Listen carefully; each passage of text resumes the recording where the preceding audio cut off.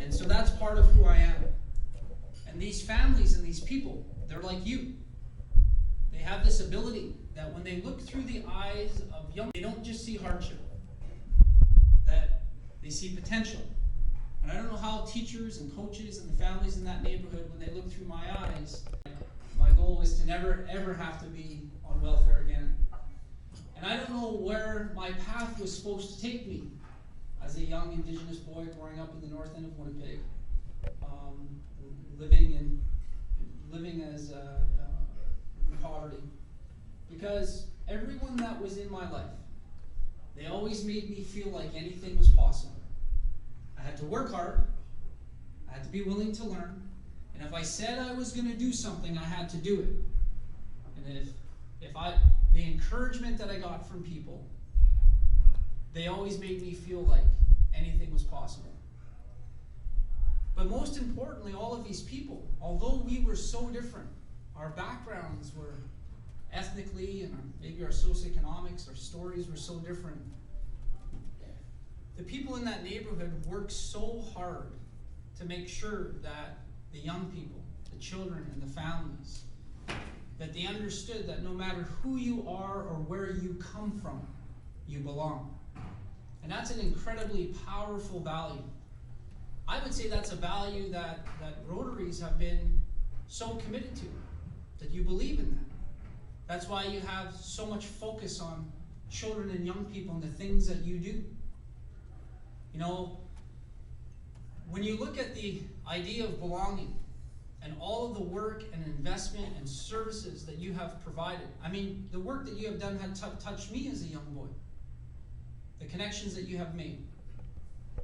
Now look, you should know that every time I told them I was Polish or Ukrainian, they never believed me.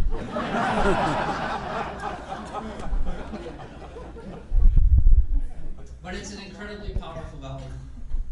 So it's not surprising when Senator Sinclair, Justice Murray Sinclair, traveled the country for 6 years, and he heard over 7,000 stories from residential school survivors. Stories that teach us all about our history, about Canadian history that was kept from us very purposely. That story after story of struggle and pain and suffering, that all of those stories were grounded in belonging. Children taken from their communities, saying that's not where you belong. The language you speak doesn't belong. Your faith, the way you worship, doesn't belong. And that was taken from them. And that's why when you often hear someone like Senator Sinclair speak, talks about belonging. I had him speak in front of a group of 200 young people, amongst leading CEOs who I work with now. CEOs who run the largest companies in Manitoba that are head officed here. The Richardson family, Mark Chipman, Steve Croft. Large companies that hire hundreds of people. And his message to young people was, you see these people? You need them. These are going to be your future employers. You're going to work hard. These people will make sure you got a job. And for you CEOs, you see these young people? This isn't just about you being here to make our community better. This is about you making your companies better.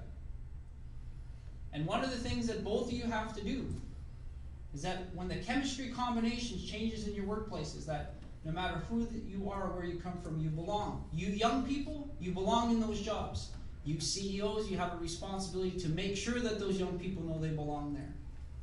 That was his message. Universal. I played basketball at the University of Winnipeg for 5 years. And I was very fortunate that I could shoot a basketball better than most people. And so the university gave me an athletic scholarship. And that athletic scholarship removed the biggest barrier that I had in my life, which was being poor. That every child in that neighborhood should know that one day they could go to university, even though we knew their parents and grandparents had never attended. And so we started a program called Eco Kids. And Eco Kids was taking students from the inner city, bringing them onto campus at the university so they could learn science by tenured faculty professors. And one of the things that we wanted to do was to do one of the things that all of you do, which is help raise money for bursaries and scholarships and see the potential in young people. And so, Chantal Kriviazik, do you guys know who Chantal Kriviazik is? Yes. International singer-songwriter, she's kind of a big deal. And so she was going to do a show for a bursary program that we were starting. And she was going to do it at the concert hall. So she said, Kevin, I want to do a private show for all your eco kids. I said, well, Chantal, there's 60 of them. She said, well, here's the thing. I got the concert hall. We got to do a full rehearsal before the show in the evening. If you can get them out of school, I'll do the show. So I talked to the school. They let the kids out. We got to bring the kids there. So we went into the concert hall, and the seats are all red when you walk into that place. Now look, these students from the inner city, they didn't know who Chantal Kriviazik was, right? But when they walked into that place, and the whole place is ours, and you look at that place with those seats, they're like, whoa, this might be kind of an important person. And so the speakers are from the floor to the ceiling. You got these massive speakers. And Chantal was on stage with her band.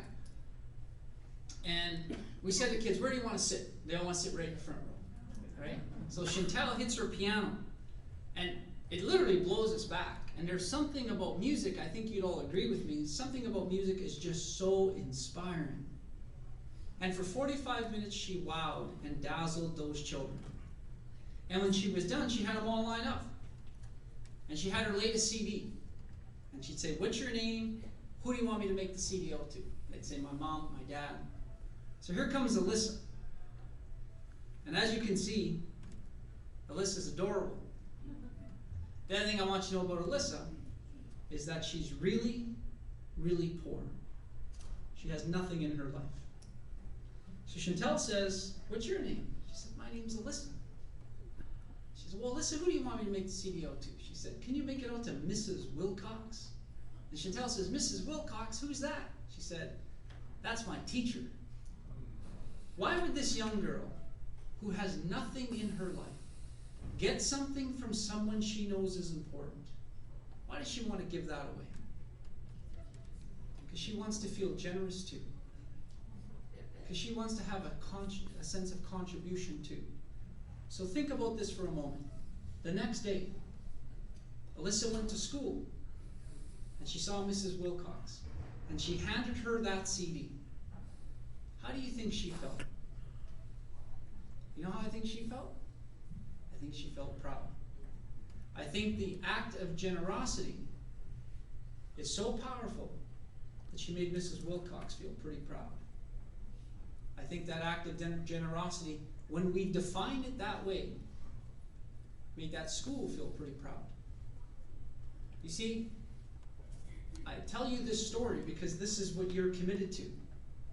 You've been committed to this for generations. Rotary clubs, this is how you define generosity. That you believe that children and young people and families, that no matter who they are or where they come from, you should never have to be rich to achieve your potential. It's grounded in your history. It's grounded in your principles, in your values. It's grounded in every single person in this room. You know how I know that? Because you wouldn't be here in this room if you didn't believe that. It's an incredible history that you should be so, so proud of. You should know, you should stay committed to the work that you're doing. Because you create these kinds of ripples without even knowing. You know, we were, the work that we spend so much time trying to do, and I think this goes back to the stories of residential school survivors, is those Polish immigrants that helped build belonging for me, and all of the advocacy that the Ukrainian community had done, and the Jewish community in my neighborhood. You know, they had given so much. And for a long time, you know, Indigenous people, we have a lot to contribute to. There's a lot of things that we could give back to as well. But we weren't really allowed. The laws of the land made sure of that. And so there's an opportunity for all of us now. Because of those stories, they taught us something. You know, one of the things that we do is we use logos as a source of our pride. You see them here today. You know, one of the biggest sources of pride in Winnipeg is the Winnipeg Jets logo. You know? And we did something called Wasak Night with the Winnipeg Jets, where we would celebrate these stories.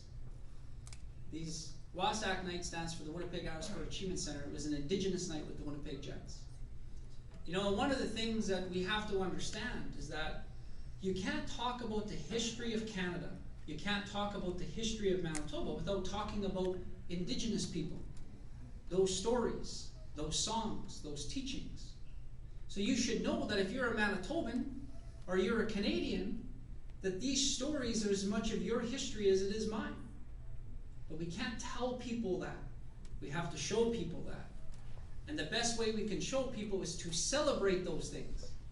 So we thought, well, why don't we do this in the loudest barn in the National Hockey League with the best fans in the world? But we realized when we did that night, when we shared these stories and songs, one of the most powerful ways to symbolize that importance to us was to indigenize the logos of the Winnipeg Jets, of the Manitoba Moose. And so we asked this young woman, her name is Leticia Spence. She's from a northern First Nation community called Cross Lake. Stringy Reddy would be very familiar with this community. And she's a Red River College student. She's an artist. We knew Leticia, with the guidance and support from Kevin and Josh and the good folks at True North, that we could do this in the right way. But we wanted that logo, those logos, to be symbolized by Manitoba, that it was unique to this province, because that's who our Winnipeg Jets are. And so we asked Leticia we knew she'd work hard, we knew she'd have a willingness to learn and share, and we knew she was reliable. We knew that this could work out. We also know the team at True North also was willing to share and learn together. And so what Leticia did is she put her story into those logos. She thought about the teachings from her aunt that did all the beading work that she'd get on her moccasins every year. And she built that into the Winnipeg Jets logo. And she thought about the Ojibwe people of Manitoba and the Metis people of Manitoba and the Dene people up north. And she took and she built that all into these logos. And she put her story in it. She wanted her aunt, who had passed away, she knew that her aunt would be proud that beadwork is now going to be showcased throughout all of North America, if not the world. She wanted to make her mom proud as a single mother who helped raise her. She wanted to make sure her brother, who has cerebral palsy, would be proud of that. But she also wanted to work and design a logo that if all of you were to wear it, that you would be proud too. You'd be proud of our collective history together. So I said to Ram, he's here in the back, he helps me out, the night before these logos were going to come out. Now look, the last Jets jersey that came out, it got leaked. And for some reason, you know, there was a lot of negativity around that Jets jersey. Like, people were pretty passionate about these jerseys and these logos. So I said to Ram, I said, before this goes out, I said, are you worried about anything? He said, well, no, Leticia put her heart and her soul and her story into this logo. What happens if it's rejected? Social media can be pretty vicious. And I thought about that. That's what we had done. We put this young woman in a position where we got to tell her story. And I realized we were going to be okay, because I knew Ron would stand with her. I would stand with her. Mark Chipman and the entire True North organization would support her, regardless of outcome. You know, her willingness to take that risk not only was engaging, but her willingness to take that risk was a chance to inspire. But you see, you can't move forward in life unless you take some risks. And so Leticia, putting her heart and soul and her story into that story became lessons for us. And those lessons are grounded in solutions on things that we struggle with. You know, one of the things I believe is that when you think about Alyssa, it's irresponsible of us to ask her to overcome hardship and challenge unless we can show her other people who have done it. See, now we can tell Alyssa, through hard work and a willingness to share and learn, your work and your skills and your talents and gifts can be showcased around the world. Look at Leticia Spence. That can be you. And because we can point to Leticia, we can be sincere when we say that. The only way that we can showcase young people like Leticia is that for her to know that you got to take some risk, that you got to be willing to make mistakes, but don't worry about it. There are a group of people who have your back. You see, that's what you do. That's what you do for young people. You're not only providing them support, but you're saying that that support is there. We understand you're going to make some mistakes. You might fall and stumble once in a while, but we'll be here for you. We have to make sure that young people know that they have that kind of encouragement. You see, when you take Leticia or you take Alyssa, the only way to maximize that potential is to understand that we can't do it alone, that we are inadequate to do it alone. So what do? We got to work with a lot of people. We got to work with Rotary clubs that have some resources and some skills and some experience. We got to use some of those resources and maybe partner with the business community, people like Mark Chipman and the True North. And then we got to somehow figure out how do we match that up with Red River College and an elementary school. But you see, all of these different organizations, they're not designed to work together. They're not Lego. Everyone's different. So when you try to make them fit, you make mistakes. And what we have to understand, though, is that when I played basketball at the University of Winnipeg in my first year, I was on the best team in the country. We weren't the best team because of me, but I was on the best team in the country, and I kept making mistakes in practice because the guys on my team were really good. And I remember my coach, his name was Bill Wedlake, he brought me aside and he sat me down and he said, you know, Kevin, you're making a lot of mistakes, but he's like, I expect that. You're a rookie. It's the kinds of mistakes that you're making is driving me crazy. You're making mistakes of omission. You know, you never score, but the reason you don't score is because you don't shoot. You're a good shooter. And you turn the ball over, but you never turn the ball over going to the basket. If you're going to turn the ball over, you should try to turn the ball over going to the basket. Make your teammates better. I want you to make mistakes of commission. I want you to make mistakes trying to do something. You see? That's what we have to do. We have to be willing to make mistakes. We have to be that example so that young people like Leticia and Alyssa know, and that we can create partnerships that we have never seen before. You know, the challenges that are in front of us, we can't do it alone. We have to create partnerships. We have to be willing to work together. But when we make mistakes, we got to support one another. We got to stand together. There's groups of people that want to divide us based on these mistakes. If I'm going to do a partnership with Paul and it doesn't go the way we should go, I got to stand with him when he makes a mistake. And look, I'm going to have my struggles too. And I need you to stand with me when we do that. We got to be the example so Leticia and Alyssa know that willingness to take a risk, the willingness to make mistakes and support one another is always the opportunity to inspire. That goes at the heart of what your theme is here. That's what I believe it is. That young people know that they can take some risk and there's a group of people who have their back. You know why I think this is so important?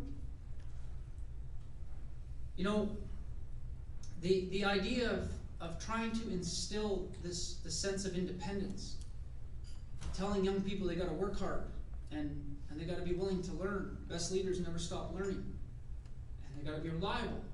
That's happened. The teachers, the people in my neighborhood would always tell me that. They encourage that. Doesn't matter what opportunity we create for your county. If you don't work hard, it's not going to matter. They're trying to instill this sense of independence in me. So when does that start? When does this idea of independence start? Well, this is my son. This is Little Chief. Yeah, people do that. This guy's a killer. So when he gets sick, you have to give him cough syrup or Tempra to get his temperature down. But he doesn't like it. So here's what we do. We say, hey, you gotta take your cough syrup. He said, no. So what I do is I get him and I hold him down. I do it very gently, everyone, just so you know. Now my wife comes with the cough syrup and the spoon and gives it to him, and he's got to take it. Now he is mad. He is upset. He's crying and yelling, but it's okay because he's mad at my wife because she's the one who did it. But then, of course, my wife gets upset with me because my son's upset with my wife, and then I'm upset with my son because I do not like being in trouble with my wife. So we say there's got to be an easier way to give a 2 or 3-year-old cough syrup. So here's what we do. I say, hey, you got to take your cough syrup, but we get 2 spoons. One is our spoon, and one is his spoon. So you got to take your cough syrup. Which spoon do you want to take it with? This one or this one? And he points to his, and he takes it every time. No problem.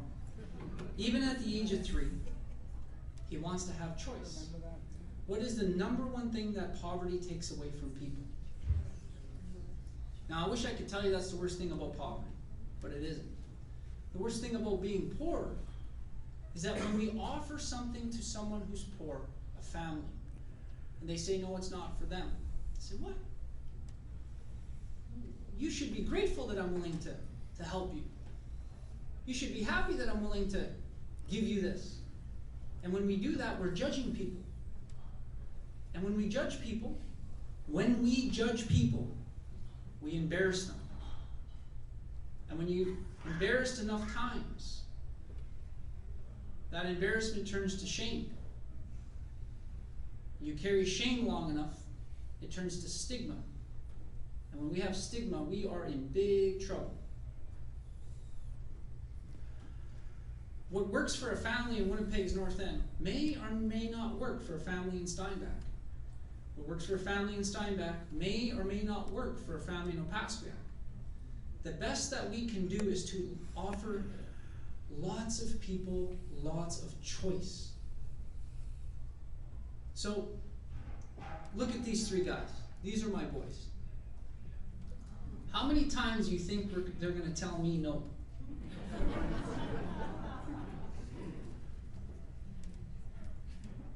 I hope I never embarrass them. I hope I never make them feel shame. Here's what I know about my boys. That every child and every young person has a gift. They have a talent. I don't know what they are yet. That older one right there, it's not soccer. We figured that out. But the goals and aspirations I have for my sons is this. I want to figure out what their gifts are, what their talents are. And when I figure it out, I'm going to put them with people like you. I'm going to ask people in our community to help enrich and embrace those gifts and talents. We know that we need help to do that. We also know that we have to provide them lots of choice to figure out what those gifts and talents are. See, those are the goals and aspirations I have for my boys. That should be the goals and aspirations we have for all children. At the heart of what you do, this is what you do. You provide young people and families more choice. That's what you do. You do it unequivocally. It is so much what we need now. Here is the hardest thing. Here's the hardest thing about reconciliation. About how we build friendships and relationships with Indigenous people, and Indigenous people building friendships and relationships with non-Indigenous people. This is by far the most difficult thing. If you were to look at me, and you could see how I'm raising my boys, you'd see a dad who got up this morning, and I got my boys dressed. And I like dressing my boys because I think they look pretty cool. I buy them clothes from the Gap. And I drove my older son to school this morning. His teachers in the school know exactly who I am. And when you see me in the evenings, I'm doing stuff with my boys. Yesterday was gymnastics and soccer. And then if we could rewind a little bit, go back to the future. And you could see how my dad raised me. I grew up in a bachelor pad in Winnipeg's North End. You'd see a boy who didn't sleep very good. So I looked pretty tired because my dad was up drinking the night before. You'd see a little boy whose clothes were probably dirty, and you'd probably see me wearing the same clothes day after day. You'd see a dad, you'd see my dad, and understand that he had never, ever attended a parent-teacher interview the entire time I was in school. And so what you do is when you looked at me and you looked at my dad, you'd come to this conclusion that Kevin loves his sons more than Kevin's dad ever loved him. I would understand why you'd think that, because I used to wonder that. I used to wonder why I didn't have some of the things my friends had. I used to wonder why my dad didn't care about me being in school. But you see, what my dad did is no different than what you do for your kids. And what my dad did is no different than what I would do for my kids. My dad, at some point in his life, made a decision. I don't know when he made it. But what my dad did is all the hurt, pain, and shame, and struggle that he had faced in his life, no fault of his own, simply because of the color of his skin. He made a decision to carry a set of burdens for me. He decided to carry that hurt and that pain so that I could be rid of that in my life. He did that for me.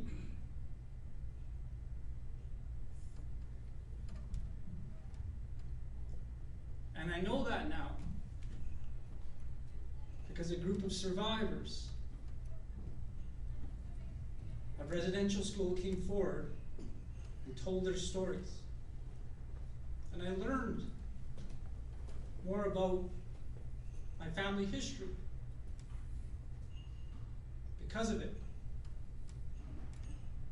I know now why my dad didn't come to a parent-teacher interview. You see, what those survivors had done for all of us taught us about a piece of our history, our Canadian history, that all of us need to know.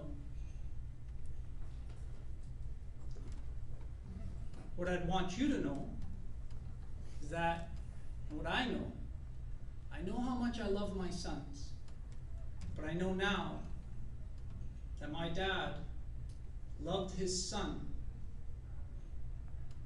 as much as any father could. And my dad,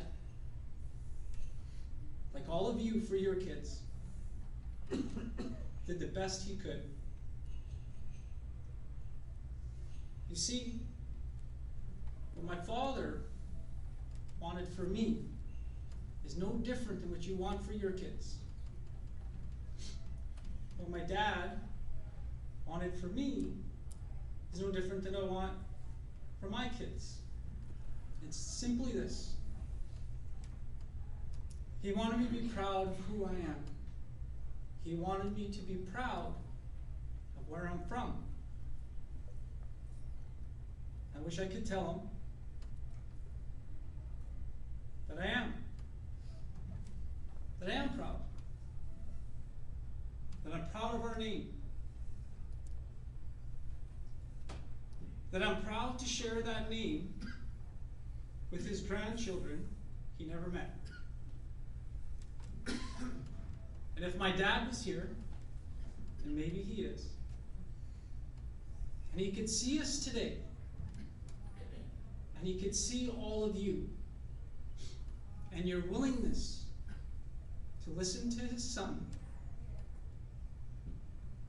tell a little bit about this story, he'd be proud.